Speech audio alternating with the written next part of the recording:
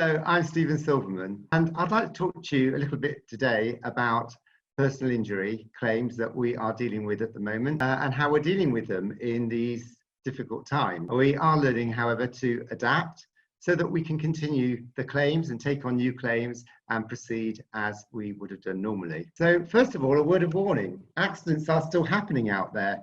And I only had an inquiry this week from a jogger who was jogging across the road when she got run over by a car. I think people have a false sense of security at the moment, that things are a bit quieter out there. But if you are jogging with your headphones in, then please do take them out when you're crossing a junction or a road to make sure that there are no cars coming. Also, other people are still falling over paving stones and tripping as they are out jogging and taking their daily exercise. So please be careful out there. However, if you do have an accident, then there are a number of things that you can do to assist. First of all, you can call us.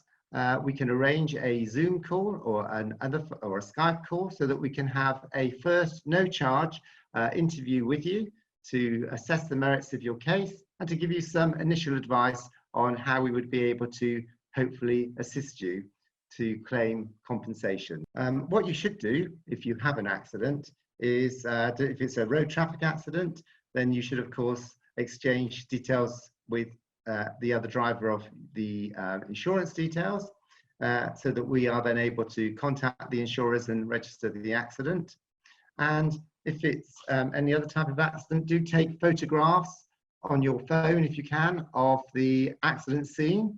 Particularly if you tripped over a paving stone, then you should take photographs from different angles, and also if you can measure how much the paving stone is lifted by with a ruler, that also, or a tape measure, that also helps us. You should also keep a diary of events that take place, for instance, visits to the GP and any pain that you're in and how that progresses, and keep a note of any expenses that you incur, because we can claim those back on your behalf if we're able to establish liability.